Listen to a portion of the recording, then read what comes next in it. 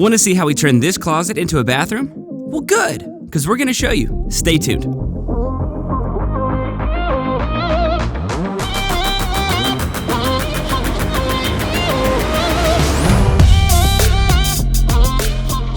What's up, Flip fam? Welcome to the channel. Today's episode is gonna be all about bathrooms. If you've seen any of our videos before, you'll know that our last flip was a 2,000 square foot, 3-bedroom, 1-bath house. Yeah, we've already renovated the only bathroom in the house, so to check out that video, we'll leave the link below. We knew we needed to add a second bathroom to this house to increase its overall value and its sellability. And in this particular situation, we actually had the house under contract before we even started the project, so not only did we have to build another bathroom from scratch, we had to do it fast. Good thing we had this random closet at the top of the stairs, which would be the perfect site for our new bathroom. It was probably always meant to be a bathroom. That would have made more sense than just a random oversized closet upstairs. Yeah, to be honest with you, I don't think I ever went into that room other than trying to figure out where that awful smell was coming from. What's going on there, babe? Okay. I found a problem. Come on. She was moving out these old curtains. Oh my God. I said, I'm just gonna throw these away, and then it went kaboom. I think you need gloves. Oh. Look, fam, we got a furry little woodland critter that just snuck up in here and couldn't get back out, so shoo! We found it. So we didn't have a ton of room to work with, but we wanted a full bath with a good sized vanity so we could have plenty of towel storage. So initially, we wanted to do a tub shower combo over here, put the toilet right next to it, and then have a vanity on this far wall. But then you'd have to walk around the vanity, and this design just felt a little tight, so then we thought, okay, let's ditch the tub, shrink the shower, put the vanity next to the shower, and then move the toilet onto this wall. This design made the bathroom feel a little more open. And as an added benefit, the door now blocks the toilet, so when you walk in, you see the vanity and the shower, and not that dirty old poop chute. Next step is demo, and this part is completely free as long as you don't mind getting your hands dirty. And this room was super easy because all we had to do was remove some sheetrock and some plywood to figure out how to run the utilities. And to save time, we actually hired out the plumbing and electrical. I was actually concerned about getting the water and electricity from the basement to the second floor because the entire first story of this house was made completely out of concrete block. So it's not like I could just hide the lines in the wall. And I didn't want to do a false wall because that would eat up space downstairs, but that was looking like our only option. Luckily, directly under the bathroom, somebody already added a false wall to run the HVAC, so we were able to use that channel to run the utilities.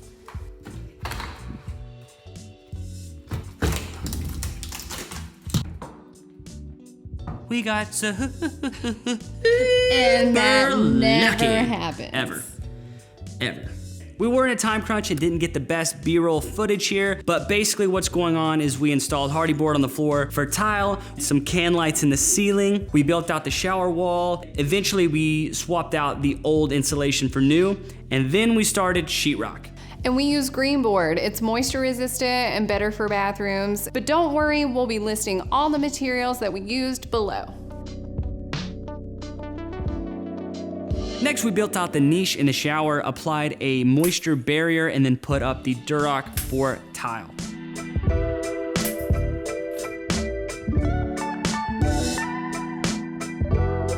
Oh, and one way we were able to save time and money with this shower is by using an acrylic base. It saved a lot of time instead of having to pour our own, and when you pair it with a lighter colored tile, it actually looks really good and definitely more premium than a surround. Now we went with subway tile. I know some people love it, some people hate it, but we can all agree that it's cheap. Anytime we have a tile project, we always plan the layout in advance. That way we can move the starting point as needed, so we have more full pieces and half cuts and less of those skinny oddball cuts. We like to lay the tile on the floor and measure. We also use a jury stick, that's this weird thing here, especially for subway tile. That way we can help visualize the layout. It also helps to have a lot of your tiles pre-cut, so when you start tiling, you can just get after it.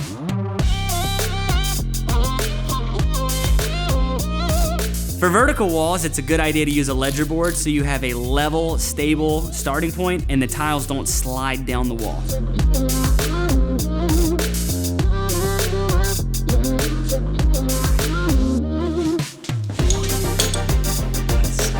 Okay, I don't think we planned as good as we thought we did. We're gonna use a different piece of tile around the niche. So we're gonna call it a night and pick back up tomorrow. Okay, bye.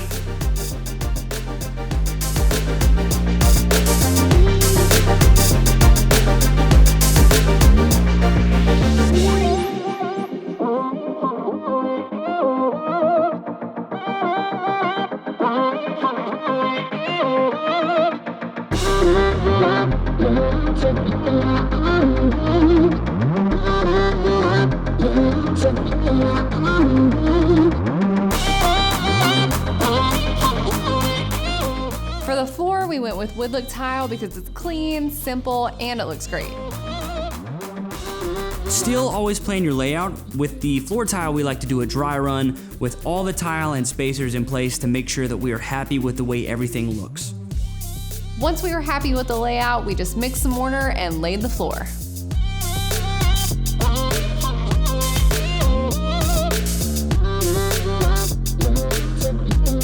For floor, we always recommend back buttering your tiles.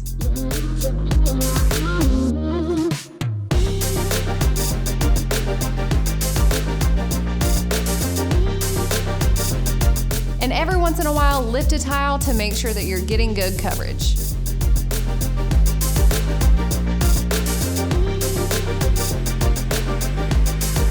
When it comes to grout, we like to use an acrylic-based product like Fusion Pro. That way you don't have to worry about sealing the grout and you can just skip that step.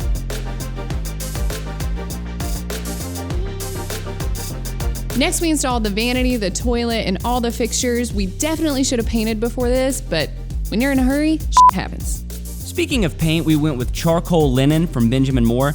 It's a bit of a darker gray than we would normally use, but since everything in this bathroom was pretty light, we wanted a darker color to add some contrast and really make everything pop. You know, sizzle, motherfucker. Yeah. So that's how you turn a closet into a bathroom. Now, I bet you're wondering how much it cost. Don't worry, we're gonna tell you. But first, let's admire some of our hard work.